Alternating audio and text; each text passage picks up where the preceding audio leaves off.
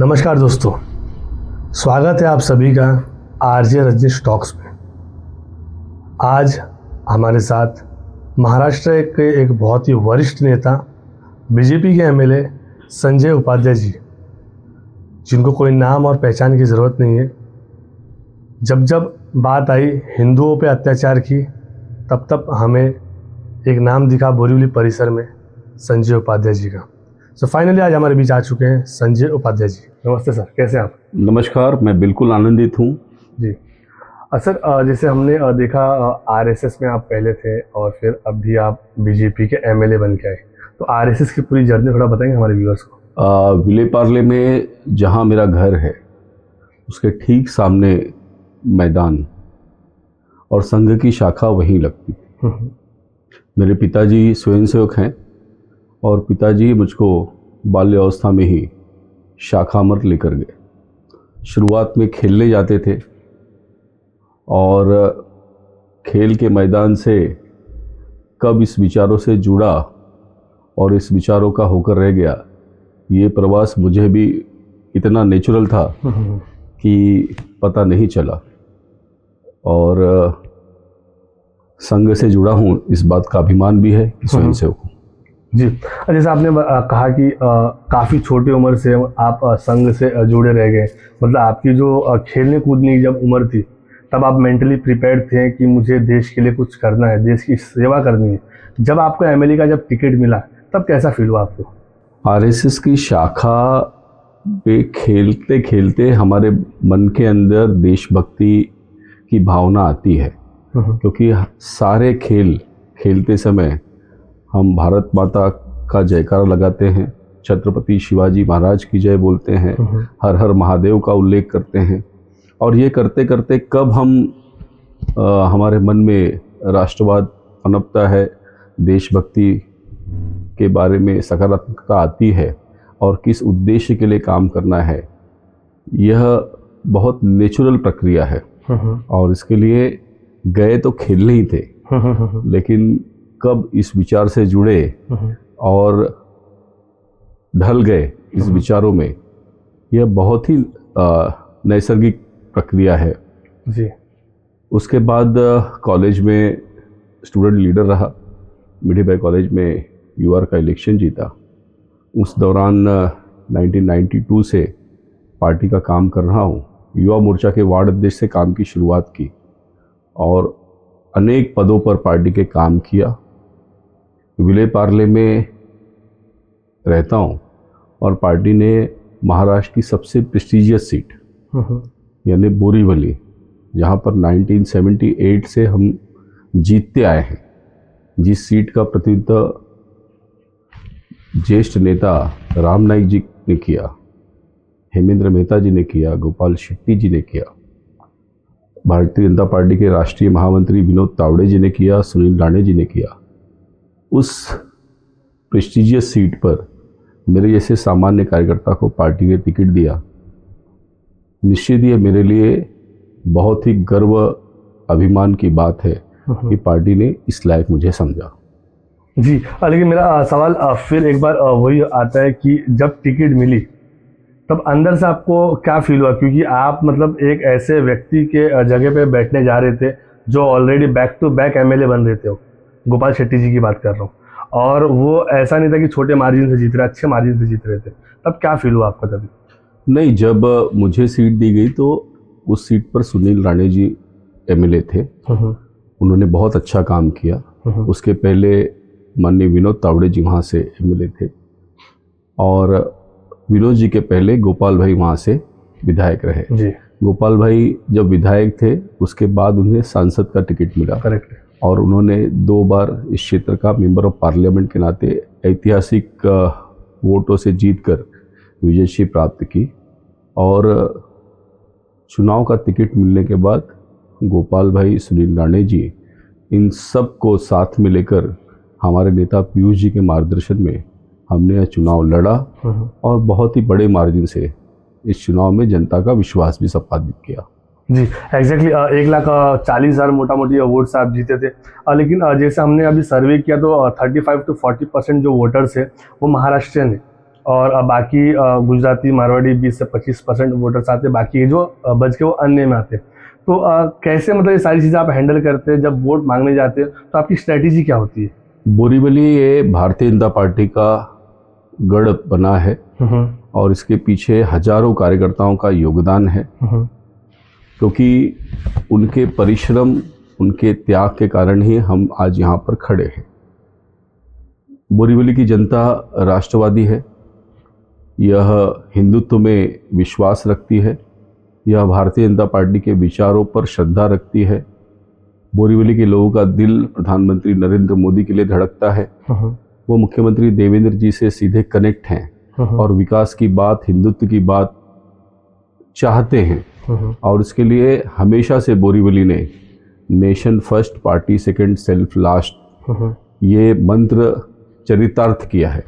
अगर किसी को ये मंत्र समझ ना हो तो उसने बोरीवली के पॉलिटिकल इतिहास को समझने की आवश्यकता है। तो निश्चित ही ये जो बातें मैंने कही ये अपने आप में चरितार्थ हो जाती है। यहाँ के लोगों ने हमेशा कमल देखा, पार्टी देखी और भारतीय जनता पार्टी से प्रेम किया और इसके लिए मुझे कोई समस्या नहीं आई। भाषा की समस्या तो थी नहीं, क्योंकि मेरा मराठी पर प्रभुत्व है, मैं अच्छी मराठी बोलता हूँ।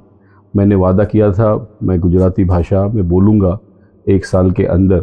अब मैं सहजता से गुजराती में भी लोगों से संवाद करता हूँ। गुजराती भाषा समझ में तो आती थी लेकिन बोलने का प्रयास किया, अब बोल पाता हूँ। हिंदी बोलता ही था और अंग्रेजी बोल सकता हूँ और किसी भाषा से कोई वैमनस्य नहीं है। हाँ, निश्चित ही मुंबई में मेरे पूर्वज आए और यहाँ के मराठी आदमी ने, मराठी मानुस ने हम सबको अपनाया। इस मुंबई में हम सबको रोज़गार दिया, हमें आगे आने का अवसर दिया और इतना ही नहीं तो आज इस मुंबई में मैं विधायक के नाते काम कर रहा हूँ और उसके लिए मैंने मेरे स्पीच में भी कहा था कि मेरी निष्ठा मुंबई के आम आदमी के साथ है, मराठी मानुस के साथ है, मराठी संस्कृति के साथ है, मराठी सभ्यता के साथ है, मराठी खाद्य हो, मराठी विचार हो, मराठी साहित्य हो, इन सब से मेरा जुड़ाव है और उसके प्रति मैं आदर और सद्भावना व्यक्त करता हूँ। इसलिए शायद जितने जो महाराष्ट्र वोटर्स है और जितने जो मारवाड़ी गुजराती वोटर्स है उन्होंने आपको भर भर के प्यार दिया और 1,40,000 इतने बड़े मार्जिन से जीत के आना वो अपने आप में एक बहुत ही बड़ी उपलब्धि है। संजय जी, ऐसा होता है कि सिर्फ बीजेपी इकलौती ऐसी पार्टी है जो एंड मोमेंट तक ना एमएलए को पता होता, ना एमपी को पता होता, ना नगर सेवक को पता होता कि मेरे को टिकट मिलने वाली है। तो ये सारी चीज़ें सिर्फ और सिर्फ बीजेपी में हमें देखने मिलती है कि सामान्य कार्यकर्ता भी आके कभी एमएलए का इलेक्शन लड़ जाए। जैसे भी हमने दिल्ली में देखा, वहाँ पे और जो सीएम बने दिल्ली में तो वो भी मतलब वो लिस्ट में थे नहीं वो, लेकिन ऑल ऑफ सडन वो आ गए। तो ये सारी चीज़ें कैसे प्लानिंग करते हैं आप? नहीं, बीजेपी कार्यकर्ताओं की पार्टी है। बीजेपी के अंदर सामूहिक नेतृत्व है। बीजेपी किसी व्यक्ति की पार्टी नहीं है। इसमें कोई भी कार्यकर्ता बनकर काम शुरू कर सकता है और शुरुआत करके बूथ प्रमुख से लेके राष्ट्रीय अध्यक्ष तक का प्रवास तय कर सकता है। अभी हाल ही में आपने देखा होगा कि माननीय नितिन नवीन जी को पार्टी ने कार्यकारी अध्यक्ष बनाया है। नितिन जी को भी कल्पना नहीं होगी, लेकिन हमारी पार्टी में अध्यक्ष बनने के लिए किसी परिवार के घर में जन्म लेना आवश्यक नहीं है और इसके लिए संजय उपाध्याय जैसे सामान्य कार्यकर्ता को भी पार्टी ने कभी युवा मोर्चा का अवार्ड अध्यक्ष बनाया था, मुंबई का महामंत्री बनाया, यूथ का अध्यक्ष बनाया, प्रदेश का सचिव बनाया, राष्ट्रीय स्तर पे युवा मोर्चा की कार्यकारिणी में स्थान दिया, अनेक स्तर पर मुझको काम दिया, शासन में भी बहुत जिम्मेदारी दी और बड़े बड़े काम चुनौतीपूर्ण करने का आह्वान मैंने स्वीकारा भी और सफलतापूर्वक कर भी पाया। तो यह पार्टी सभी को अवसर देती है और जब मुझे बोरीवली से टिकट दिया तो सामान्य कार्यकर्ताओं को जो पार्टी का काम करते हैं उन्हें लगा कि इस पार्टी में अगर हम काम करेंगे तो हमें अवसर मिल सकता है। किसी भी पार्टी को आगे बढ़ने के लिए उसके अंदर नए लोगों का उत्साह बना रहना चाहिए, युवकों की भागीदारी होनी चाहिए और उसके लिए पार्टी हमेशा लगभग 30-35% नए चेहरे को मौका भी देती है। निर्णय की एक प्रक्रिया होती है, अगर आपका निर्णय सार्वजनिक हो तो उस निर्णय का कोई महत्व भी नहीं रह सकता और उसके लिए प्रधानमंत्री नरेंद्र मोदी जी ने, हमारे केंद्रीय मंत्री अमित शाह जी ने, हमारे मुख्यमंत्री देवेंद्र जी ने, हमारे सभी प्रदेश के अध्यक्ष, मुंबई के अध्यक्ष या राष्ट्रीय अध्यक्ष, ये सब एक सामूहिक नेतृत्व के तहत फैसला लेते हैं और काम करने वाले कार्यकर्ता के पीछे पार्टी निर्णय देती है। कभी कभी ये निर्णय चौंकाने वाले लोगों को लगते हैं, लेकिन वो व्यक्ति संगठन में वर्षों से काम करता है, पार्टी उसे स्थान देती है।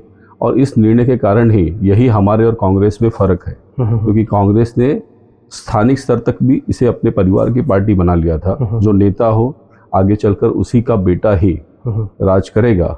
भारतीय जनता पार्टी इससे अलग अपने आप को स्थापित कर पाई, और इसके लिए देश के युवकों का और श्रमिक से, मजदूर से, किसानों से लेकर महिला वर्ग हो, बुजुर्ग हो, हर जाति हर वर्ग में बीजेपी आगे बढ़ी है। उसके पीछे यही सोच है। जी, जब आप एमएलए जब बन के आए तो फिर आपके दिमाग में बहुत सारे प्लानिंग्स होंगे, तो ऐसे 5 काम मुझे आप बताइए जो बोरीवली में, मतलब जब आप एमएलए बन के आए तो मुझे करना है, ऐसा आपके अंदर वो आई अंदर से कि मतलब यही काम मुझे 5 करने हैं। मुझे जिस दिन पार्टी ने टिकट दिया और नॉमिनेशन के बाद मीडिया के लोगों ने मुझसे संपर्क किया और मैंने पहली बाइट दी होगी, तो उसमें मैंने कहा था मेरा विचार स्पष्ट है, हिंदुत्व और विकास। हिंदुत्व टिकेगा तभी विकास का अर्थ है, और उसके लिए चुनकर आने के बाद सनातन विचार यह आगे बढ़े, इस दिशा में जो जो आवश्यक था वो मैंने करने का प्रयास किया। मैंने कहा था मैं बोरीवली का बांग्लादेश नहीं होने दूंगा, और कई साइट पर मुझे बांग्लादेशी लेबर मिले, और हम प्रयास कर रहे हैं कि इस प्रकार के शासन के टेंडर बने जिसमें अगर लेबर बांग्लादेशी पाया जाए तो उस कॉन्ट्रैक्टर को ब्लैकलिस्ट कर दिया जाए। शुरुआत में लोगों को इस बात पर विश्वास नहीं था कि इतने सारे बांग्लादेशी बोरीवली में होंगे, लेकिन जब रोड के कॉन्ट्रैक्टर हो, बिल्डिंग के साइट पर हो, या अनेक फेरी वालों के बीच में ध्यान में लाते गया मैं कि ये बांग्लादेशी है, तो बोरीवली के लोगों को भी विश्वास हुआ कि हमारे घर तक लोग पहुंच गए और हमें पता नहीं था। तो पहला मिशन तो मैंने बोरीवली के बांग्लादेश नहीं होने देने की बात करी थी। बोरीवली स्टेशन परिसर ये इस प्रकार से भीड़ से भरा था कि इसके फुटपाथ छोड़ो, रास्ते भी अतिक्रमण हॉकर्स के कारण परेशान थे लोग। और मैंने आने के बाद एक संकल्प लिया कि सुप्रीम कोर्ट के दिशा निर्देश के अनुसार रेलवे परिसर ये ट्रैफिक के लिए सहज होना चाहिए, फुटपाथ पर लोगों को आने जाने के लिए सुविधा होनी चाहिए, और प्रशासन के माध्यम से यानी बीएमसी और पुलिस के सहयोग से मैंने यह काम करने का बीड़ा उठाया। और मैं चैलेंज के साथ कह सकता हूँ 1 वर्षों में बोरीवली स्टेशन परिसर को मैंने अतिक्रमण मुक्त किया, और इसकी प्रशंसा हर स्तर पे होती है। अब लोग इसको बोरीवली पैटर्न के नाम से जानते हैं। दूसरा, मैंने मुंबई में प्रवास करते समय देखा था कि वाइन शॉप के सामने खुले में लोग शराब पीते हैं। कोई दारू पिए या न पिए, इससे मेरा वैयक्तिक कोई लेना देना नहीं, लेकिन दारू कहाँ पीनी चाहिए, शराब कहाँ पीनी चाहिए, इससे बिल्कुल मेरा वास्ता है। और सार्वजनिक स्तर पर जहाँ पर फुटपाथ पर छोटी बच्चियाँ हैं, महिलाएं हैं, जा रही हैं, सडनली दुकान के सामने अगर खुले में लोग दारू पी रहे, पेशाब कर रहे, तो ये किसी के लिए भी बहुत पीड़ा की वस्तु है। लेकिन वो महिला किसी से बोलती नहीं थी। मैंने इस दर्द को समझा और बोरीवली वाइन शॉप के बाहर से शराब बंदी करने में मुझे कामयाबी मिली, और इस विचार को और इस अभियान को महिलाओं का बड़ा आशीर्वाद मिला। महावीर नगर के सामने भी फुटपाथ पर इसी प्रकार का कब्जा था, और वहाँ से हाईवे पर जाने में 40-40 मिनट लगते थे। मैंने वहाँ के अतिक्रमण को हटाया। अब वहाँ से सहजता से आप हाईवे की तरफ आ सकते हैं, रोड पर गाड़ी चला सकते हैं। बोरीवली कोर्ट के सामने पैदल चलना भी मुश्किल था, इतना अतिक्रमण था। आज वहाँ आप गाड़ी लेकर जा सकते हो। पुलिस स्टेशन का दरवाज़ा जो कई वर्षों से बंद था अतिक्रमण के कारण, वह खुला है, और दिवाली के बीच में गर्मी में भी लोग स्टेशन परिसर पर गाड़ी लेकर जा सकते हैं। इससे 2 फायदा और हुआ है। एक तो पहले रिक्शा वाला स्टेशन जाने के लिए मना करता था, और गाड़ी वाला बोरीवली स्टेशन परिसर अवॉइड करके दहीसर के पुल से बोरीवली आने का प्रयास करता था। अब लोग सीधे एसवी रोड से आना जाना करते हैं, और स्टेशन परिसर से बाहर निकलने के बाद जो नया आदमी होता है वो हैरान होता है कि क्या यही बोरीवली है। बोरीवली के स्काई वॉक पे जो अतिक्रमण था, लाइट नहीं रहती थी, इन सभी समस्याओं को ध्यान दिया, इसको हटाया। उद्यानों में सिक्योरिटी गार्ड न रहने के कारण लोगों ने उसको शराब पीने का अड्डा बना लिया था। और इस साल मैंने संकल्प लिया है कि ये उद्यान फैमिली के लिए होने चाहिए, यानी घर का बुजुर्ग हो या बच्चा हो या परिवार का बड़ा सदस्य हो, हर कोई सहजता से बिना किसी डर के गार्डन में जा सकता है, खेल सकता है, आनंद ले सकता है। और उधर कोई शराबी या ड्रगिस्ट बैठकर आपको तकलीफ नहीं देगा। और इस अभियान की शुरुआत की है, इसमें भी पुलिस के सहयोग से, बीएमसी के सहयोग से अब मदद मिलनी शुरू हुई है। विकास के नाम पर बात करूं तो बोरीवली में 92 सीसी रोड पिछले मानसून में कंप्लीट हुए।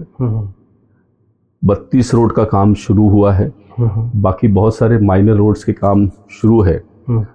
मानसून इतना ज़बरदस्त हुआ इस बार, पूरे मुंबई में कहीं न कहीं परेशानी थी, लेकिन मैं बीएमसी के वार रूम में, पुलिस के वार रूम में जाकर भी देखा, आश्वस्त था, बोरीवली में कहीं भी जल भराव की समस्या नहीं हुई। और इसके लिए आने वाले 20-25 वर्षों में बोरीवली के रोड ये गड्ढे मुक्त होंगे, ये मैं वादा करता हूँ। और मुंबई में सबसे ज़्यादा सीसी रोड हम बना पाए, क्योंकि गर्मियों के दिनों में जब लोग घूमने जाते हैं, मैंने रोड पर खड़े होकर पसीना बहाया अपने कार्यकर्ताओं के साथ में। अधिकारी, कॉन्ट्रैक्टर और कार्यकर्ता और रहिवासियों के बीच में कोऑर्डिनेशन किया, और इसका नतीजा है कि मुझे बड़ी सफलता इसके अंदर मिली। बहुत सारे धार्मिक अतिक्रमण की बातें थी कि सार्वजनिक जगह को कुछ लोग अपनी बपौती मानते हैं और धीरे धीरे मदरसा, मस्जिद बनाकर कब्जा करने का प्रयास करते हैं।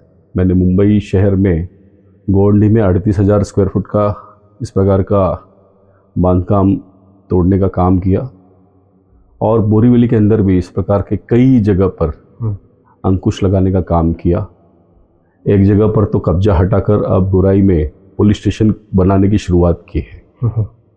गोराई और मनोरी ये भाग मुंबई शहर में है, लेकिन मुंबई के लोग भी शायद उसको अपना नहीं मानते, और आज़ादी के इतने वर्षों के बाद भी वहाँ पर मूलभूत सुविधाएं नहीं थी। वहाँ पर 2 स्मशान भूमि बनाया, पुलिस स्टेशन बन रहा है, जल्द ही स्कूल का काम होगा, वहाँ के सारे रोड्स का काम किया, पानी की टाकी बन रही है। राम भवन ने पानी दिया था, तब से जनसंख्या बढ़ी है और पानी की आपूर्ति की आवश्यकता थी, जल्द ही वहाँ पर वो काम होगा। आज भी वहाँ पर रोड पर अंधेरा था, मेरे आने के बाद मैंने हर रोड पर स्ट्रीट लाइट लगाने का वहाँ पर काम किया।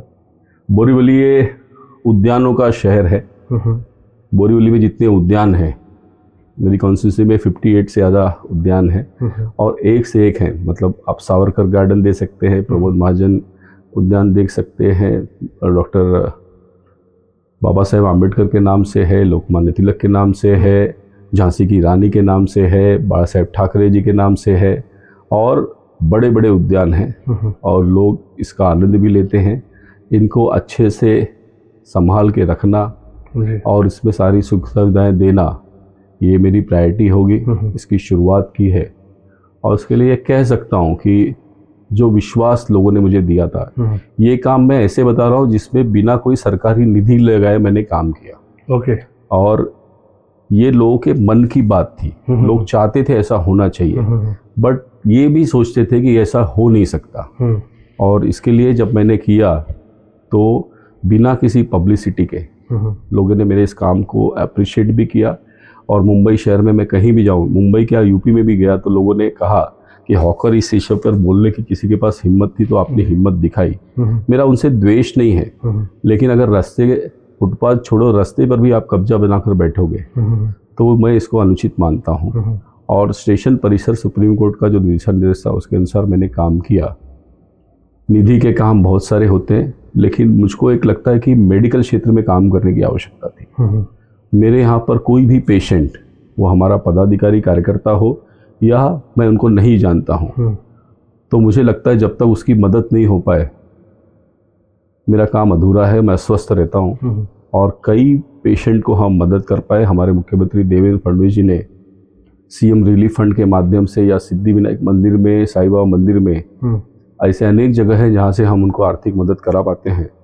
मुझे इस बात की खुशी कि एक पेशेंट को मैं 64 लाख तक मदद कर पाया। ओके। और लाख रुपए 1.5 लाख रुपए तो बड़ी सहजता से हम गरीब पेशेंट को मदद कर पाते हैं। तो ये प्रमुख 4-5 काम मैंने आपको गिनाया। शासन के तौर पे बोरीवली में आप देखेंगे तो कोस्टल रोड के काम की शुरुआत हुई है। अब चारको बोरीवली में आता है, वहाँ से नरीमन पॉइंट आप 45 मिनट में पहुँचेंगे। टनल के काम की शुरुआत हुई है, यानी बोरीवली ओबेरा स्काई सिटी के सामने आप अगर गाड़ी लेकर घुसेंगे टनल में तो 20 मिनट में आप थाने पहुँच जाएंगे। अब आपको घोड़बंदर जाने की आवश्यकता नहीं, या फिर जोगेश्वरी लिंक रोड से जाने की आवश्यकता नहीं। मेट्रो का जाल देवेंद्र जी ने बनाई है और इसके लिए बोरीवली ये सबकी पसंदीदा रहने की जगह के रूप में अब जाना जाने लगा है। हर कोई चाहता है कि घर हो तो बोरीवली में हो। ये यहाँ की जो जनसंख्या है ये हिंदू बहुल है और इसके लिए यहाँ पर बहनें अपने आप को सुरक्षित महसूस करती हैं। बोरीवली में साधु संतों का नियमित आना है। जैन संत हों, महंत हों, साधु हों या स्वामीनारायण संप्रदाय हो, हर भाषा हर जाति के प्रमुख धर्मगुरु का बोरीवली में आना होता है। और मैं इसको भाग्यशाली समझता हूँ कि उनके कारण, उनके सद्विचार के कारण बोरीवली के लोग भी सद्मार्ग पर चलते हैं। जी संजय जी, काफ़ी चीज़ें आपने बहुत ही अच्छे से और बहुत ही डेप्थ में सारी चीज़ें एक्सप्लेन किया। लेकिन एक सवाल ये भी उठता है कि जितने जो वरिष्ठ नेता जैसे देवेंद्र फडणवीस जी देख लीजिए, एकनाथ शिंदे जी देख लीजिए, आपका जो बैकग्राउंड है वो आरएसएस से जाता है। तो क्या हम इन फ्यूचर ऐसा देखेंगे कि अगर आपको एक पॉलिटिकली अगर कुछ बड़ा कुछ करना है या फिर आपको एमएलए बनना है, एमपी बनना है, फिर कोई मिनिस्टर पद पे जाना है तो आरएसएस से होके जाना पड़ेगा आपको?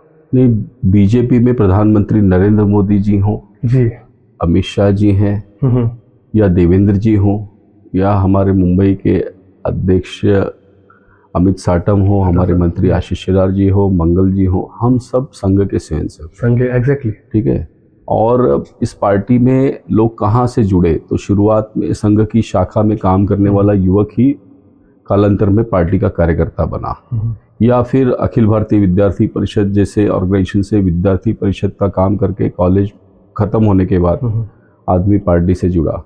बड़े पैमाने पर पार्टी में राम मंदिर मूवमेंट के बाद लोग जुड़े और जब हम सत्ता में आए तो अपने विकास काम के माध्यम से हमारे नेताओं ने, जनप्रतिनिधियों ने बड़े से पैमाने पर लोगों का दिल जीतने का काम किया। मोदी जी और अटल जी हमारे देश के प्रधानमंत्री बने और जो जो हमने संकल्प किया था, वो कश्मीर से 370 हटाने की बात हो या राम मंदिर निर्माण की बात हो, हमने जो वादा किया था वो सब वादा पूरा किया।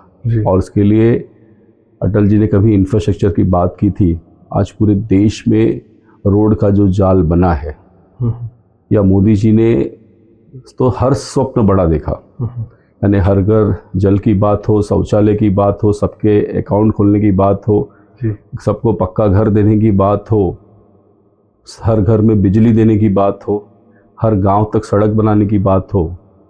इसके कारण लोगों का विश्वास बढ़ा है कि मोदी जी ने सबका साथ सबका विकास की बात की ही। अब एक छोटा सा उदाहरण अगर दूं तो प्रयागराज में 60 करोड़ से ज़्यादा लोग गए, हवाई जहाज में सीट नहीं थी, रेल की किराया भी बढ़ा हुआ था और सीट नहीं थी। लोग अपने घर की गाड़ी लेकर निकले और बड़ी संख्या में प्रयागराज पहुँचे। ये इसलिए संभव था कि देश के रास्ते अब इस प्रकार से हैं कि आप बहुत कम समय में एक स्थान से दूसरे स्थान पर जा सकते हैं। तो इन सब काम के कारण ही पार्टी के प्रति पूरे देश में एक विश्वास है। और निश्चित ही आरएसएस हमको क्या सिखाता है, तो आरएसएस हमको राष्ट्रवाद सिखाता है, हिंदुत्व सिखाता है। हमारा देश विश्वगुरु बने, इस संकल्प को लेकर हम सब काम करें। तो प्रधानमंत्री नरेंद्र मोदी जी ने 2047 तक भारत को विकसित राष्ट्र बनाने की दिशा में संकल्प लिया है और हम सब उस सपने के लिए काम कर रहे हैं। हमारे मुख्यमंत्री देवेंद्र फडणवीस जी ने मुंबई को हमारे देश की आर्थिक राजधानी तो है ही, लेकिन विश्व स्तर का आर्थिक सत्ता का केंद्र बने, इस हिसाब से इस शहर को डेवलप करने की बात की है। और इस कारण बड़े बड़े प्रोजेक्ट हम मुंबई शहर में देख रहे हैं। इस सपने को साकार करने के लिए हम सब काम कर रहे हैं। और यह विचार, यह सोच कि जननी कोई है तो वो आरएसएस है। तो संजय जी, जैसे आपने कहा कि आरएसएस की विचारधारा लेके आप एक देश को हिंदू राष्ट्र बनाने जा रहे हैं आने वाले समय में। हिंदू राष्ट्र बनाना आपके हिसाब से ये प्रैक्टिकली पॉसिबल है? आरएसएस क्या है? तो आरएसएस चरित्र निर्माण की फैक्ट्री है। यानी जो जैसा है उसको उस स्वरूप में लेना, ओके, और उसको यह देश आगे बढ़े उसके योग्य युवा तैयार करना जी। और इसके लिए आरएसएस में काम करके हम सब ने यही सीखा। और जब काम करने का अवसर मांगा तो अपना बेस्ट देने का प्रयास किया। तो निश्चित ही आरएसएस से जुड़ना, आरएसएस का काम करना, इससे अगर देशभक्ति जागृत होती है, इससे हमने अनुशासन में रहना ये समझ में आता है। इससे हमारा सनातन जो विचार था, क्योंकि सबसे मूल बात क्या है, एकात्म मानव दर्शन जो हमारे पंडित दीनदयाल उपाध्याय जी ने हमें कहा, वह विचार क्या है। तो हम अगर पश्चिम की संस्कृति, उसके विचार, उसके विकास के मॉडल को कॉपी करेंगे तो दुनिया हमारी नहीं सुनेगी। जब तक हम अपना ओरिजिनलिटी जो हमारा स्व है उस विचार को लेकर हम आगे नहीं जाएंगे, तब तक आपकी बात को कोई नहीं सुनेगा। प्रधानमंत्री नरेंद्र मोदी जी ने देश की इस शक्ति को, सनातन विचार को पहचाना और इसके लिए जब वो विश्व के किसी नेता को मिलते हैं तो वो जो ग्रंथ हम सब के लिए श्रद्धा का स्थान है वो गीता लोगों को देते हैं। हम सब हिंदू हैं, हम सब पूजा भी करते हैं, तो पूजा, सत्यनारायण की पूजा भी या होम हवन करते होंगे तो भले अपने परिवार के लिए करते होंगे, लेकिन उसमें जो पुजारी हैं वो पूजा करते समय सभी का कल्याण हो, विश्व का कल्याण हो जी। और केवल विश्व का कल्याण नहीं हो तो प्राणियों में भी सद्भावना रहे, इस प्रकार की बात करते हैं। गौ माता सुरक्षित रहे, इस बात का संकल्प लेते हैं। पूरे विश्व को परिवार के रूप में देखने की संकल्पना, ये हमारा परिवार है। और हिंदुत्व क्या है? हिंदुत्व एक आदर्श जीने की पद्धति है। और जो आदमी भारत माता में अपनी श्रद्धा रखता है, भारत माता की जय बोलता है, वो हर व्यक्ति, वो हर भारतीय हिंदू है जी। हिंदू धर्म नहीं, धर्म सनातन। और इसके लिए हिंदू राष्ट्र बनना ये पूरी दुनिया के लिए अच्छा है, क्योंकि जब शक्ति चाइना जैसे राष्ट्र के पास आती है तो वो विनाश का काम करता है। कोविड में हम सब ने देखा और पूरी दुनिया ने एहसास किया कि अगर शक्ति भारत जैसे राष्ट्र के पास आएगी तो वो पूरे विश्व के कल्याण की बात करेगा।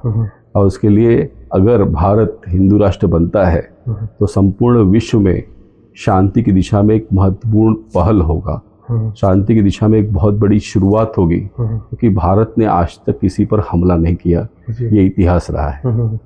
लेकिन कुछ लोग आज तक भारत को कमज़ोर समझते थे। प्रधानमंत्री नरेंद्र मोदी जी ने देश के हर भारतीय की क्या कीमत है, वो कितना अनमोल है, इसका एहसास दुनिया को कराया है। और इसके लिए अमेरिका के दबाव के आगे भी नहीं झुके। आज हम पे आर्थिक प्रतिबंध है, फिर भी भारत तेजी से विकास कर रहा है। और 2 दिन पहले ही हम विश्व की चौथी आर्थिक महाशक्ति बने हैं। तो भारत अग्रसर बना है। अब भारत की बात को दुनिया ध्यान से सुनती है। भारत की सैन्य शक्ति का लोहा हर कोई मानता है। तो यही है हमारा हिंदुत्व, यही है हमारा विचार। और हमारे हिंदुत्व मतलब किसी का खात्मा करना, अपने विचार के लिए बाकी विचारों को ख़त्म कर देना, ये हमारा विचार नहीं है। और इसके लिए सबका साथ, सबका विश्वास, सबका विकास की बात करने वाला हिंदुत्व ये दुनिया के हित में है। तो संजय जी, बहुत ही अच्छे से आपने सारी चीज़ें एक्सप्लेन किया कि एग्जैक्टली हिंदू राष्ट्र है क्या, क्योंकि बहुत सारे लोगों के दिमाग में नेगेटिविटी होती है कि सिर्फ हिंदू लोगों को लेके चलना है आगे, बाकी जो माइनॉरिटीज़ है उनको नहीं लेके चलना है। लेकिन आपने सारी चीज़ें एक्सप्लेन एकदम बहुत अच्छे से किया कि सबको लेके चलना है साथ में, और सबके साथ सबके विकास और सबका सहयोग के साथ में एक हिंदू राष्ट्र हम बनाने जा रहे आने वाले टाइम में। लेकिन इसी के साथ में एक सवाल और भी उठता है, जैसे आरएसएस हो गया, बजरंग दल, वीएचपी, ये जो संगठन है, जब बीजेपी की जब सरकार आई तो बहुत ही ज़्यादा ये लोग एक्टिव हो गए, और पहले बहुत ही मतलब कम एक्टिव थे कंपेयर टू ये सरकार के। इसके बारे में क्या कहेंगे आप? आरएसएस को 100 वर्ष पूर्ण हो रहे हैं जी। विश्व हिंदू परिषद को भी जल्द ही 100 वर्ष पूरे होंगे। तो ये सारी संगठना आज आई, यह बोलना गलत है। इन सारे संस्थाओं का योगदान भी अब जग जाहिर है। लेकिन एक समय कांग्रेस के समय में था जब नेहरू जी कहते थे मुझे गधा बोलोगे चलेगा लेकिन हिंदू मत बोलो। ओके। और जय श्री राम बोलने में लोगों को शर्म आती थी। बहुत सही बोलते। लेकिन अगर हमारे विचार का एक्सेप्टेंस देश में होने के बाद आज अमीर व्यक्ति भी गर्व से जय श्री राम बोलता है और गरीब भी बोलता है जी। उसकी आस्था काशी विश्वनाथ में बड़ी है, उसकी आस्था राम मंदिर में बड़ी है, उसकी आस्था सिद्धिविनायक में बड़ी है, उसकी आस्था महाकाल में बड़ी है। और इसके कारण आपको दिखता है कि कहीं विश्व हिंदू परिषद का रोल है या कहीं धर्मांतर हो रहा है। हमारा गरीब आदिवासी भाई है जहाँ तक हम नहीं पहुँचे और कोई प्रलोभन देकर दिशा भूल करके उसका धर्मांतरण कर रहा है। अगर वो धर्मांतर रोकने के लिए बजरंग दल काम कर रहा है, और अब मीडिया इतनी हो गई है कि चीज़ें सामने आने रही, या लव जिहाद की बात हो या लैंड जिहाद की बात हो, इसके बारे में हम खुलकर बोलने लगे हैं। क्योंकि इसके पहले हिंदू दबा हुआ था, वो अपने हक की बात नहीं करता था। आज वो मुखर हुआ है, वो बोल रहा है। तो इसके पीछे कहीं न कहीं बजरंग दल है, कहीं न कहीं विश्व हिंदू परिषद है, कहीं न कहीं हम सब हैं। और अगर हिंदू की सुरक्षा की हम बात कर रहे हैं तो एक गलत कहा है। पाकिस्तान में बंटवारे के बाद जितने हिंदू थे और आज कितने हिंदू बचे हैं, आप देखिए कि वहाँ पर क्या हिंदू सुरक्षित रहा।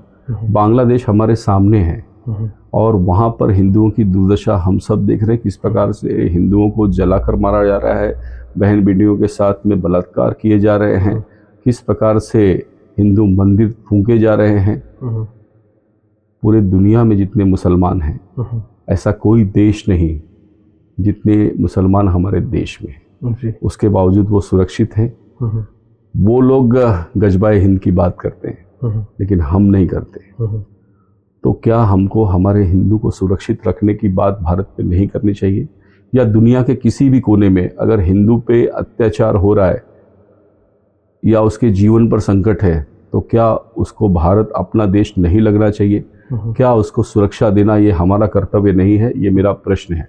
अगर हाँ तो निश्चित ही मुझको लगता है हम सही दिशा में काम कर रहे हैं। पूरे दुनिया के हिंदुओं को लगना चाहिए कि उसका कोई देश है जहाँ पर वो सुरक्षित रह सकता है। अगर उस पर संकट आए तो वो भारत है, वो हिंदुस्तान है। और इस विचार के लिए हम सब काम कर रहे हैं। हिंदू की सुरक्षा की बात हम कर रहे हैं। हिंदू की सुरक्षा का अर्थ यह नहीं है कि बाकी किसी धर्म के ऊपर आक्रमण, लेकिन निश्चित ही अगर उनके मन में गलत ख्याल आता है तो हिंदू मजबूत होगा, तभी इस देश में सुख और शांति बरकरार रखेंगे। जी एग्जैक्टली। और बहुत अच्छे से सारी चीज़ें एकदम बेपाक निडर होकर आप सारी चीज़ें एक्सप्लेन कर रहे हैं। जब ये सारी चीज़ें स्टार्ट की थी तब तो आप लोग सरकार में भी नहीं थे, तो आपको कभी ऐसा डर नहीं लगा? क्योंकि वो टाइम पे तो बहुत ही ज़्यादा हाइप पे सारी चीज़ें चलती थी।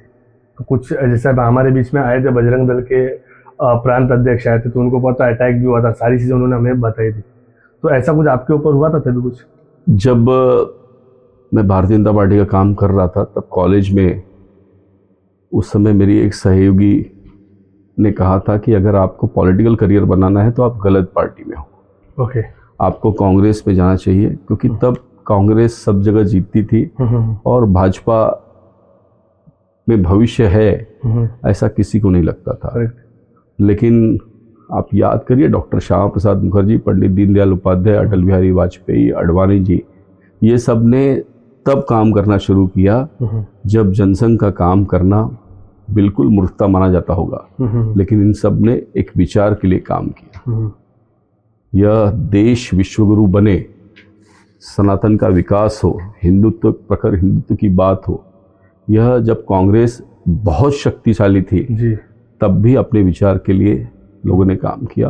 हम सब ने भी कुछ पाने के लिए नहीं, तो इस विचार पे हमारा विश्वास है, श्रद्धा है। हिंदूत्व के लिए काम करना चाहिए, यह बात हमें पड़ती थी, और इसके लिए कुछ पाने के लिए नहीं।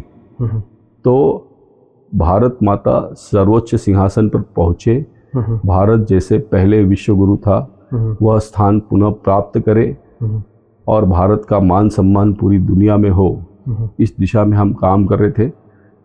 इस उद्देश्य की प्राप्ति के लिए बहुत सारे कार्यकर्ताओं ने अपने प्राण त्यागे हैं, अपने जीवन का आहुति दिया है। उसमें आज जब ये विचार की प्रखरता, विश्वसनीयता बढ़ी है तो हम जैसे कई लोग को सत्ता का भी सुख मिल रहा है, लेकिन निश्चित ही इस राह पर चलते समय मैं कभी एमएलए बनूंगा यह विचार सोचा भी नहीं था, लेकिन विश्वास के साथ कांग्रेस मजबूत होने के बावजूद इस विचार पर चलने की हिम्मत की थी और आज दुनिया इस विचार को, देश इस विचार को स्वीकृति दे रहा है और उसके कारण हम यहाँ पर हैं। जी, अभी हमने हाल ही में एक सर्वे किया था तो उसमें हमें पता चला कि जो 30 साल से 60 साल की उम्र तक जो लोग हैं उनके वोट बहुत ज़्यादा बीजेपी का है, और जो यूथ है, जो 20 साल से 30 साल के जो यूथ है उनके वोट परसेंटेज बहुत ही कम बीजेपी को आते हैं। या तो वो वोटिंग करने नहीं जाते या तो वो वोट नहीं देते। वो मतलब इंस्टाग्राम, फेसबुक पे ये युवा है, पहले के जो युवा थे वो एक मेंटली प्रिपेयर्ड होते थे एग्जैक्टली करना क्या है, तो उनको क्या संदेश देंगे प्लेटफॉर्म के थ्रू आप जेनजी की बात कर रहे हैं जी, और पूरी दुनिया में और कुछ देशों में इस यूथ को गुमराह करके, श्रीलंका हो, बांग्लादेश हो, यहाँ पे सत्याग्रह या आंदोलन या शासन को परिवर्तित करने का उग्र आंदोलन हम देख रहे हैं। उसके विपरीत हमारे प्रधानमंत्री नरेंद्र मोदी जी युवाओं के मन की बात, दिल की बात को समझते भी हैं और इसके लिए हमारे देश का युवा, जब बाकी लोग भारत में भी प्रयास कर रहे हैं कि ये जेनजी भारत में विद्रोह करे, सत्ता परिवर्तन के लिए रास्ते पे उतरे, ऐसे में सबसे अधिक युवा, वो चाहे इंस्टाग्राम पे हो, चाहे फेसबुक पर हो, चाहे ट्विटर पे हो, वो मोदी जी को फॉलो करता है, मोदी जी के विचारों में विश्वास रखता है और इसके लिए यह कहना कि युवा हमारे साथ नहीं है, ये गलत है। हाँ, राम मंदिर मूवमेंट से जो जनरेशन आगे बढ़ी उसका मत तो हमें निश्चित मिलता है, लेकिन 2014 से हम देश में सत्ता में आए और 2000 के बाद से जनरेशन ने जो समझ आई, जब उसको वोटिंग का अधिकार है तो उसने सत्ता पर बीजेपी को ही देखा है, उसने कांग्रेस के करप्शन को नहीं देखा है जी, उसने कांग्रेस के दमन को नहीं देखा है जी, उसे इमरजेंसी पता नहीं है जी, कांग्रेसियों ने किस प्रकार से सत्ता का दुरुपयोग किया था यह उनको पता नहीं है जी, और उसके लिए आज वो हर स्तर पर भाजपा को देख रहा है। तो इसके लिए आपके मन में प्रश्न आना स्वाभाविक है, लेकिन मुझको लगता है कि यूथ में बच्चे भी आज सबसे ज़्यादा किसी से कनेक्ट हैं तो हमारे प्रधानमंत्री से कनेक्ट है और हमारे महाराष्ट्र में हर स्तर पर अगर कोई सबसे फेवरेट नेता है तो निश्चित ही हमारे मुख्यमंत्री देवेंद्र फडणवीस जी हैं और उसके लिए ये बात मैं स्वीकार नहीं करता। और आज हमने पार्टी ऑर्गेनाइजेशन में भी 35 बरस से कम लोगों को वार्ड स्तर से लेकर मंडल का अध्यक्ष बनाया है। ये पार्टी युवाओं को साथ लेकर चलती है, युवाओं को आगे बढ़ाती है, क्योंकि यूथ रहेगा तो पार्टी रहेगी और निश्चित ही इसके कारण ही उस जनरेशन में हमारी लोकप्रियता बढ़ी है। जी, आपके इस सर्वे में जो जानकारी आई है, अगर वो बात सत्य है तो हम और मेहनत करेंगे जी, और जेनजी भारत में विद्रोह नहीं करेगी तो भारत के विकास के रास्ते पे चलेगी, सनातन के रास्ते पे चलेगी। जी, यह दिख भी रहा है और इसीलिए 31 को गोवा की पार्टियों से ज़्यादा काशी विश्वनाथ में अब भीड़ लगने लगी है। तो कभी कभी सर्वे ने उसको भी एनालिसिस करने की आवश्यकता है कि क्यों राम मंदिर बनने के बाद पूरी दुनिया राम मंदिर की ओर चल पड़ी है, क्यों लोग महाकाल की ओर चढ़ पड़े हैं। मैं सिद्धिविनायक मंदिर में गया था और वहाँ की कतार देखकर हैरान था और उस कतार में आप देखोगे तो आप जिस वर्ग की बात कर रहे हो सबसे ज़्यादा उसी वर्ग का युवा वहाँ पर खड़ा था और इसलिए इस देश के युवा की आस्था सनातन में है, इस देश में है और उससे भयभीत होने की आवश्यकता नहीं। जी, मैं आपके कॉन्स्टिट्यूंसी पे आ जाता हूँ। मैं कुछ परसेंटेज आंकड़े हैं मेरे पास में, मैं वो आपसे कुछ शेयर कर देता हूँ। जैसे अभी जैसे युवाओं की आपने बात किया, तो जैसे जो मराठी वोटर्स है, जैसे बताया मैंने 35 to 40% है, गुजराती 20 to 25% है, नॉर्थ इंडियन और जो अदर है 20 से 25 है। लेकिन जो वोटिंग जो होता है, तो जो उम्र 30 उम्र से लेकर 60 उम्र तक, ये बहुत ही बढ़ चढ़ के हिस्सा लेते हैं वोटिंग में। लेकिन जब बात आती है 20 से 30 के उम्र की, तो वो बहुत ही, यहाँ पे हमें जो सर्वे हमने किया हुआ है उस पर हमें दिखा कि बहुत ही कम लोग हैं वो, मतलब वो मेरे हिसाब से हार्डली एक 20% या 25% है।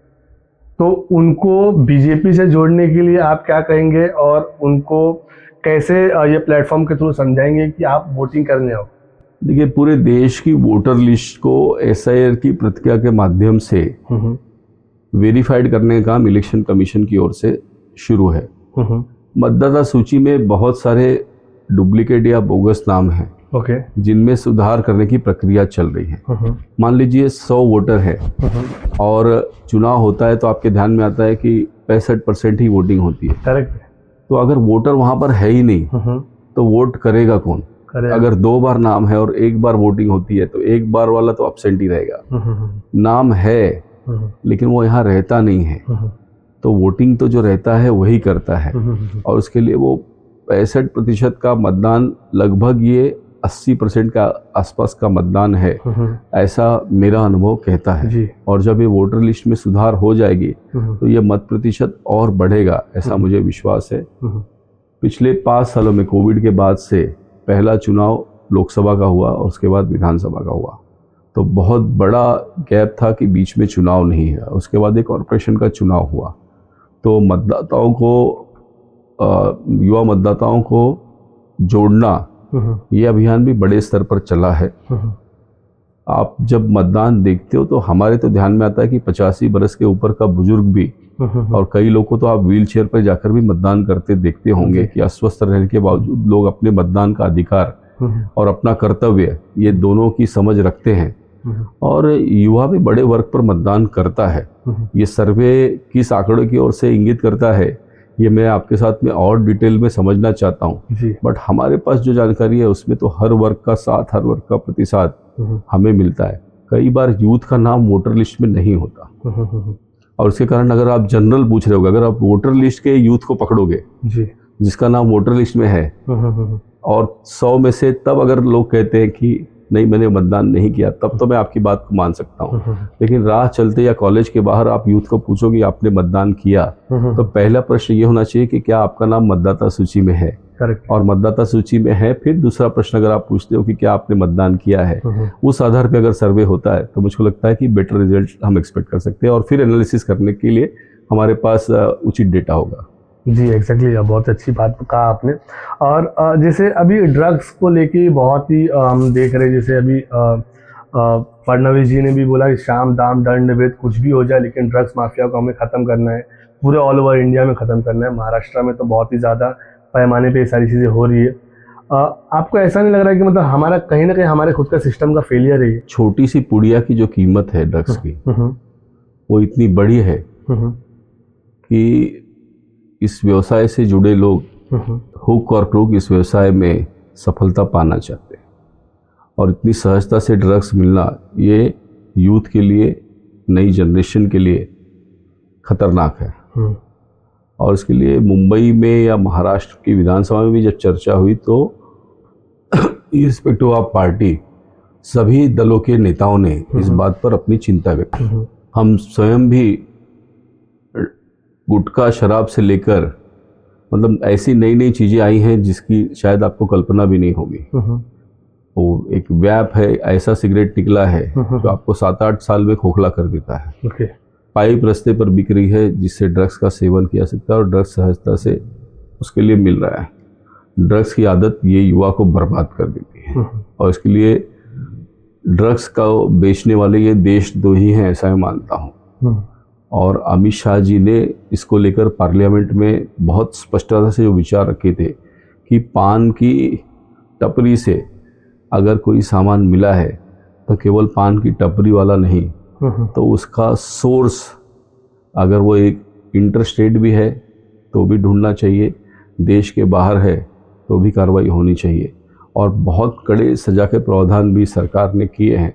मुख्यमंत्री देवेंद्र फडणवीस जी ने बड़ी खुलकर ड्रग्स के खिलाफ हमारी जो लड़ाई है उस पर अपनी भूमिका स्पष्ट की है। हम सब भी ड्रग्स के खिलाफ हैं और आवश्यकता है कि जिस बड़े पैमाने पर नशे का कारोबार चल रहा है इसकी कमर तोड़नी चाहिए और उसके लिए बहुत कड़े कानून भी बने हैं। लेकिन इस व्यवसाय में इतना बड़ा पैसा है कि लोग रिस्क लेते हैं, ये खतरनाक है।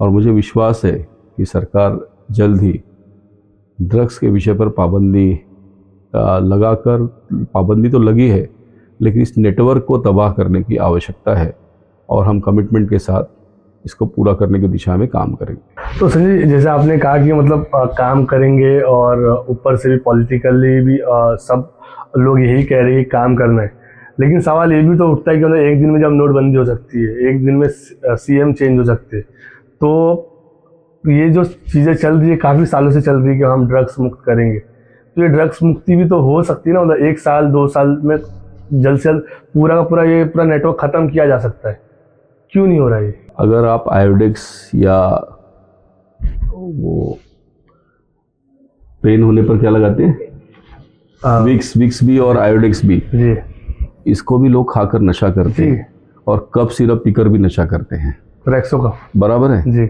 और बहुत सारे प्रोडक्ट्स को लेकर बड़ी सहजता से आजकल लोग ड्रग्स बना रहे हैं। जो केमिकल दवाओं के लिए यूज़ होते हैं या कमर्शियल यूज़ के लिए होते हैं, इनका कॉम्बिनेशन करके भी लोग ड्रग्स बनाते हैं। अगर ड्रग्स इतनी सहजता से मिलेगा, गांजा हो या दूसरा कौन सा भांग, ब्राउन शुगर हो, ये तो गांव के खेतों के आसपास ऐसे ही उग जाता है और इसके लिए आवश्यकता है संस्कारों की, आवश्यकता है यूथ जवानी के समय ही जिम से जुड़े। पहले हमारे यहाँ पर व्यायामशाला होती थी, उसमें बजरंग बली की प्रतिमा होती थी और बजरंग बली को नमस्कार करके हम वर्जिश करते थे और तब जो आदमी वर्जिश करता है वो नशों से दूर रहता था। अब धीरे धीरे ऐसे व्यायामशालाएं बंद होती गई और अब जिम में भी एक अलग कल्चर डेवलप हुआ है। मुझको लगता है कि हमारे देश में जो इस प्रकार के अखाड़े या व्यायामशाला का जो नेटवर्क था उसको और मजबूत करने की आवश्यकता है और गांव-गांव में युवाओं को बाल्यावस्था से ही अपने शरीर के महत्व को समझते हुए अगर हम इस प्रकार से जुड़ने का काम करेंगे तो नशे से दूर रह पाएगा जी। नशा ये हमारे आत्मबल पर है। मेरे साथ रहने वाले 4 लोग शराब पीते हैं लेकिन मैं नहीं पीता, क्योंकि मुझे नहीं लगता कि शराब पीने से या सिगरेट का धुआं उड़ाने से कॉन्फिडेंस आता है। कॉन्फिडेंस ही आपके आत्मबल से आता है जी। आपकी इच्छा शक्ति से आता है। नशा होना चाहिए लेकिन काम का नशा होना चाहिए जी। ये नशा आपको बर्बाद करता है और इसमें सबको ही लगता है कि नशा बंद होना चाहिए। इच्छा शक्ति और प्रबल होने की आवश्यकता है। आधिकारिक स्तर पर, प्रशासनिक स्तर पर भी पैसा मिलता है, इसके लिए आंख मूंद लेना ये गलत है और इससे युवा पीढ़ी बर्बाद हो रही है और उसके लिए अधिकार मिले तो और सख्ती से। पहले गुरुकुल हुआ करते थे और वहाँ पे सारी चीज़ें सिखाई जाती थी। अब ऐसा आ गया वेस्टर्न कल्चर फॉलो करने के लिए स्टार्टिंग से ही सारी चीज़ें सिखाई जा रही है। तो इन फ्यूचर हम देख सकते हैं कि वैसे गुरुकुल अभी जैसे सनातन अगर हम पूरा फॉलो करना है तो इन फ्यूचर देख सकते हैं कि वैसे गुरुकुल हमें देखने मिले। प्रधानमंत्री नरेंद्र मोदी जी ने देश पे नई शिक्षा नीति NEP लागू की है और ये शिक्षा नीति क्या है तो हम मातृभाषा में पढ़ें। ये शिक्षा नीति क्या कहती है कि हम अपने देश के महापुरुषों के बारे में जानें। अगर हम छत्रपति शिवाजी महाराज के चरित्र को नहीं जानेंगे, उनके कार्य को नहीं जानेंगे, उनकी नीतियों को नहीं जानेंगे तो हम कैसे अपने राष्ट्र को जान पाएंगे। और उसके लिए भगवान श्री राम से लेकर छत्रपति शिवाजी महाराज, धर्मवीर संभाजी महाराज, हमारे संत, हमारे महंत और वर्तमान में हम देखें तो सरदार वल्लभ भाई पटेल हों, डॉक्टर बाबा साहेब आम्बेडकर हों, महात्मा फुले हों, डॉक्टर हेडगेवार जी हैं, श्रद्धेय गुरु गोलवलकर जी हैं, जब सावरकर जी हैं, जब हम इनके विचारों को पढ़ेंगे तभी तो हम देश को समझेंगे। अगर हमारी किताबों में इनके बारे में पढ़ाया ही नहीं जाएगा और मुस्लिम आक्रांताओं को ही एक कुशल प्रशासक था, अच्छा राजा था, कला प्रेमी था, यही बताया जाएगा जिसने हमारे बहन बेटियों के साथ बलात्कार किया, जिसने हमारे खेत खलियानों में आग लगाई, जिसने हमारे लोगों का धर्मांतर कराया। अगर वो अच्छा बनाया जाएगा तो हमारी युवा पीढ़ी अपने देश को कैसे समझेगी।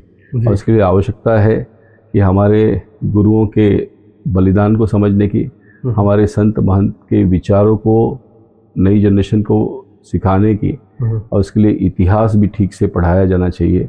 ये बदलाव शिक्षा नीति के माध्यम से हो रहा है। यह शिक्षा नीति जब पूरे तौर पर लागू होगी तो आप देखेंगे कि बहुत सारे स्कूल अब गुरुकुल मॉडल को अपना भी रहे हैं, और उसमें हमारे जो पुरानी शिक्षा की पद्धति थी उसमें जो जो अच्छाई थी वो अब नए तरीके से पेश करके लोग सामने ला रहे हैं, और बड़ी पैमाने पर लोग उससे जुड़ने का काम भी कर रहे हैं। क्योंकि केवल पढ़ा लिखा युवक ही नहीं, तो संस्कारित युवक जिसे अपने राष्ट्र के बारे में, अपने धर्म के बारे में जानकारी हो, ऐसा युवक जब हम देंगे तो सही अर्थों में एक ऐसा युवक होगा जिसमें जिस चरित्र की, जिस स्वभाव की अपेक्षा हम करते हैं, जिससे राष्ट्र का निर्माण होगा, वो हम तैयार कर पाएंगे। तो संजय, एक किस्सा बहुत ही ज़्यादा वायरल हो गया था, आपने स्टोरी पे भी लगाया था, पोस्ट भी लगाया था। एक कोई ट्रक ड्राइवर है, वो मतलब ओवरटेक करने नहीं देता, आपको आगे जाने नहीं देता, उसके बारे में कुछ बताएंगे हमारे व्यूअर्स को? ने मुंबई के हाईवे पे अगर आप सुबह निकलते हैं या दोपहर के समय या रात्रि में, तो डंपर है या फिर ट्रक है या रेडी मिक्स की गाड़ी है, ये जिस प्रकार से चलते हैं, बाइक से ज़्यादा खतरनाक तरीके से ये गाड़ी चलाते हैं। इसके ड्राइवर नशे में होते हैं। इस साल के पहले 6 बार मेरा एक्सीडेंट हुआ था। ईश्वर की कृपा थी कि मुझे कुछ हुआ नहीं। जिस घटना का आप उल्लेख कर रहे हैं, मैं मलाड के हाईवे से जा रहा था और उसने मेरी गाड़ी को डैश की। उतर के जब बातचीत किया तो ध्यान में आया कि नहीं, इन लोगों के पास लाइसेंस होता है। आप ध्यान से देखोगे, ये सारे लोग अपनी गाड़ी के नंबर प्लेट के ऊपर कीचड़ डाल के रखते हैं, नंबर प्लेट छुपा देते हैं ताकि नंबर प्लेट पता नहीं चले। और इनको हाईवे पर चलने का कोई भय नहीं। मुंबई में ट्रैफिक नहीं हो, इसके लिए एक समय सीमा निर्धारित है, लेकिन रिश्वत देके अनेक लोग 24 घंटे चलते हैं, बेखौफ चलते हैं। और गाड़ी चलाने वाला जो व्यक्ति है, जो छोटी कार चलाता है या एसयूवी चलाता है, वो ये ट्रक डंपर जब हमारे बगल से गुजरती है तो हिल जाता है। उसके मन में इनकी ड्राइविंग से डर लगता है। इसलिए जब इस मुद्दे को मैंने लोगों के सामने लाया तो कई न्यूज़ चैनल ने, कई वर्तमान पत्र ने इस बात की दखल भी ली, और जहाँ भी जाता था लोगों ने ये मुझे कहा कि आपने बहुत सही मुद्दा उठाया है, इनके खिलाफ कार्रवाई होने की आवश्यकता है। और बाद में हमने केंद्रीय मंत्री पीयूष जी के उपस्थिति में उत्तर मुंबई में अधिकारियों के साथ बैठक की, उसमें बहुत सारे सुधार लाने की शुरुआत की है। जी लेकिन वो वीडियो में हमने ये भी देखा था कि मतलब वो आपसे मतलब बहुत ही रूडली बात कर रहे थे। वो जो ड्राइवर था, मतलब वो आपको तो पहचानते नहीं थे मेरे हिसाब से, वो उल्टी बात कर रहे थे, आपसे बहुत ही रूडली बात कर रहे थे। ये सारे जो ट्रक के ड्राइवर्स हैं, ये कम पढ़े लिखे हैं, नशे में होते हैं, और किसी को उड़ा भी दे तो सहजता से छूट जाते हैं, और इसके लिए इनको कोई डर भी नहीं। और ये आप उस दिन की घटना से देख सकते हैं जी। इसलिए कानून के बदलाव की आवश्यकता है। इन हैवी गाड़ियों के ड्राइवर्स पर भी अंकुश लगाने की आवश्यकता है, ताकि मुंबई नहीं, देश भर के रोड पर होने वाला प्रवास ये सुरक्षित हो, सहज हो। और पीक आवर्स में जिस प्रकार से ये गाड़ियाँ रास्ते पे आती हैं, मुंबई की शहर के ट्रैफिक को अगर आपको रोकना हो तो पीक आवर्स में आप 25-30 बसेस या हेवी व्हीकल्स बीच में ले आइए तो सत्यानाश हो जाएगा। और ये लोग यही काम करते हैं, और इसके कारण ट्रैफिक को झेलना पड़ता है। इन पर ठीक से अंकुश लग जाए तो पीक आवर्स में भी मुंबई की ट्रैफिक सुचारू रूप से चलेगी, ऐसा मेरा मानना है। जी, जब ड्राइवर को मालूम पड़ा कि मतलब आप बोरीवली के विधायक है, तब उसके जो बात करने का तरीका था, जो लहजा था, वो चेंज हुआ ना तभी? नहीं, मैंने पुलिस को बुलाकर इस पर कार्रवाई के लिए उसको उसके पास भेज दिया। उसके बाद तो उससे मेरा कोई संवाद नहीं हुआ। शुरुआत में जाने के बाद जिस प्रकार की अभद्रता से उसने बात किया था, लगभग बाकी लोगों के साथ भी वैसे ही घटना घटती है जी। मेरे साथ सिक्योरिटी गार्ड होने के कारण जब पुलिस को देखा तो उसके बोलने की शैली बदली है। वरना मैं रोड पर कई बार हादसे देखता हूँ, बाइक से एक्सीडेंट होने के बाद चकनाचूर हुई बॉडी देखता हूँ, छोटी गाड़ियों के हुए नुकसान को देखता हूँ। ये लोग बेखौफ हैं, इनको कोई डर नहीं है और इन पर अंकुश लगाने की बहुत आवश्यकता है। जी। सो गाइस, फाइनली हम एक छोटा सा रैपिड फायर राउंड खेलेंगे हमारे विधायक जी के साथ में। बहुत ही बेपाक, निडर और सारे सवालों का बहुत ही अच्छे से एक्सप्लेन करके इन्होंने आंसर दिया है। अब देखना है कि रैपिड फायर में कैसा आंसर देते हैं। तो रैपिड फायर तो आपको पता ही होगा, आपने बहुत सारे इंटरव्यूज पॉडकास्ट तो दिए। आपको वन लाइनर क्वेश्चंस आएंगे और उसको एकदम रैपिडली आपको जवाब देने। तो संजय जी, पॉलिटिक्स के लिए पावर ज़्यादा इंपॉर्टेंट है कि रिस्पॉन्सिबिलिटी ज़्यादा इंपॉर्टेंट है आपके हिसाब से? रिस्पॉन्सिबिलिटी। पार्टी डिसिप्लिन या पब्लिक प्रेशर? पार्टी डिसिप्लिन आवश्यकता है जी, और पब्लिक रिस्पॉन्सिबिलिटी ये हमारी जवाबदेही। जी। क्या मुंबई की पॉलिटिक्स ऑनेस्ट है आपके हिसाब से? ऑनेस्ट है, इसीलिए सिस्टम चल रहा है। बहुत अच्छा अधिकतर कार्यकर्ता प्रामाणिक है जी, इसीलिए लोगों का सिस्टम में विश्वास है, इसीलिए लोग हमारे साथ जुड़ते हैं। करेक्ट। आरएसएस ये गाइड करता है, कंट्रोल करता है पार्टी को? गाइड करता है। डेवलपमेंट रियल है या सिर्फ एक पीआर स्टंट है? रियल है। पार्टी लाइन तोड़ना थोड़ा रिस्की है? तोड़ना नहीं चाहिए। जी। बीजेपी का असली एजेंडा क्या है, विकास या वोट बैंक? हिंदुत्व और विकास। बहुत ही अच्छे से आंसर दे रहे हैं यहाँ पे। राम मंदिर बन गया, अब नेक्स्ट पॉलिटिकल वेपन कौन सा? हम पहले ही कह चुके हैं, काशी विश्वनाथ और मथुरा जी, ये हमारा संकल्प है। और जिस दिन भगवान काशी विश्वनाथ के मंदिर में नंदी का जो स्वप्न है, जो उसकी आंखें जिस ओर देख रही है, वह शिवलिंग जब सही अर्थों में दर्शन करने के लिए हम सबको मिलेगा, वो सपना पूरा होगा। मथुरा की भी लड़ाई कोर्ट में चल रही है। हम इस देश में विश्वास रखते हैं, लोकतंत्र में विश्वास रखते हैं और जो न्यायालय फैसला देगा उसके हिसाब से मुझे विश्वास है कि हमारे सनातन मूल्यों की विजय होगी। जी। मोदी जी के नाम पे कब तक वोट लेंगे आप? मोदी जी हमारे नेता हैं जी, और अटल जी के नाम पर, मोदी जी के नाम पर, अडवाणी जी के नाम पर हम नहीं वोट लेंगे तो कौन लेगा? बहुत ही अच्छा यहाँ पे आंसर दे रहे हैं और एकदम रैपिडली आंसर दे रहे हैं संजय यहाँ पे। और कांग्रेस में एक ऐसी क्या चीज़ नहीं है जो उनको पीएम का कैंडिडेट नहीं बना रही है? कांग्रेस वंशवाद के आगे बढ़ने को तैयार नहीं है और कांग्रेस का नेतृत्व को देश की जनता स्वीकार नहीं कर रही है। वो रियलिस्टिक नहीं है, देश के लोगों की समस्याओं से बहुत दूर है, इसलिए जनता उनको स्वीकार नहीं कर रही है। जी। कांग्रेस मुक्त भारत या अपोजिशन मुक्त भारत? कांग्रेस मुक्त भारत। अपोजिशन मुक्त क्यों नहीं? अपोजिशन का रहना इस देश के लोकतंत्र के लिए आवश्यक है और हम इस देश के लोकतंत्र में विश्वास रखते हैं। जी, संजय जी का ने जितना सुना था, संजय जी यहाँ पे जस्टिफाई करते हुए और सारी जो आंसर है वो आंसरों को मतलब थोड़ा भी ऐसा नहीं लग रहा है कि मतलब उसके बारे में कुछ सोच है, जो दिल से निकल रहा है वही यहाँ पे सुनाई दे रहा है मुझे। 2029 में बीजेपी का जो स्ट्रॉन्ग जो पॉइंट है वो क्या होगा? हम 2047 में भारत को विकसित राष्ट्र के रूप में देखना चाहते हैं। ये हमारे प्रधानमंत्री नरेंद्र मोदी जी का सपना है और हम सभी उस सपने को साकार करने की दिशा में काम कर रहे हैं। इसलिए 2029 हो, 2034 हो, 2039 हो, 2047 तक यह राष्ट्र विकसित राष्ट्र हो, यही सपना लेकर हम सब काम करेंगे। जी। बीजेपी एक वॉशिंग मशीन है लोग कहते हैं, उसके बारे में क्या कहेंगे?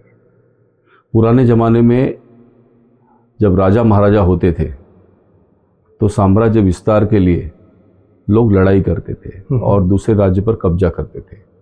अब लोकतंत्र है और इसमें हम लड़ाई नहीं कर सकते, हम किसी की हत्या नहीं कर सकते।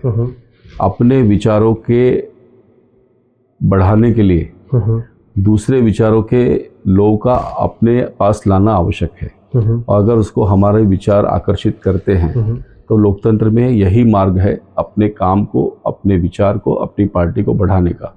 और अगर हमारे विचारों से आकर्षित होकर दूसरी पार्टी के लोग हमसे जुड़ते हैं तो यही तो लोकतंत्र है जी। यही तो तरीका है और हम इस तरीके से लोगों को ले रहे हैं। लोग कैसे भी हों, लेने के बाद वो हमारी विचारधारा के अनुरूप काम करते हैं, और निश्चित ही अगर उसके चरित्र में दाग और हमारे साथ जुड़ने के बाद वो ठीक से काम कर रहा है तो आप वॉशिंग मशीन कहोगे। तो देश के विकास के लिए चरित्र निर्माण की आवश्यकता है, यह काम अगर हमसे हो रहा है तो ये स्वागत योग्य होना चाहिए। जी, आपके हिसाब से मीडिया न्यूट्रल है आज के टाइम पे? देश की मीडिया ने जब जब आवश्यकता पड़ी इस देश को लोकतंत्र को जिंदा रखने में बहुत अहम भूमिका निभाई। सबसे बड़ा उदाहरण इमरजेंसी का था। इमरजेंसी के समय प्रेस की आज़ादी पर भी कंट्रोल करने का प्रयास हुआ, उन्हें भी यातनाएं दी गई, उन पर भी डिक्टेशन किया गया कि सरकार की मर्जी की बात उनको छापनी होगी वरना प्रेस बंद करना होगा। लेकिन तब भी पत्रकारों ने विद्रोह किया, सरकार शासन के जुल्म के खिलाफ लड़ाई लड़ी, अत्याचार सहा। इससे बड़ा उदाहरण पूरी दुनिया में आपको देखने को नहीं मिल सकता। और उसके लिए मैं मानता हूँ कि जब भी गलत होगा, देश में ऐसे पत्रकार आज भी हैं जो सिस्टम की चाटुकारी नहीं तो देश के लोकतंत्र के लिए लड़ेंगे। और उसके लिए मैं मानता हूँ कि पत्रकारिता ये देश का चौथा स्तंभ है, वो अपना काम बखूबी कर रही है। विपक्ष आरोप लगा सकता है, वो उसका अधिकार है, लेकिन अगर कोई सरकार काम कर रही होगी तो पत्रकार उस काम को कैसे जुटला सकता है? ये चाटुकारी नहीं हो सकती, ये सकारात्मक पत्रकारिता बिल्कुल हो सकती है। और इससे अगर विरोधी हताश है तो ये उनकी मानसिकता दिखाती है, न कि उस पत्रकार की आर्थिक परिस्थिति के नाम पर आप उसको बरगलाओ या उसको गालियां दो। लेकिन जब भी गलत होता है तो वही पत्रकार हमारे खिलाफ भी बात करता है। और इसके लिए लोकतंत्र का यह चौथा स्तंभ हमेशा मजबूत रहना चाहिए। आज भी वो पहले से ज़्यादा मुखर है और पहले से ज़्यादा मजबूत है। जी, अगर आपको वन वर्ड में डिफाइन करना हो ये तीन नाम तो कैसे डिफाइन करेंगे?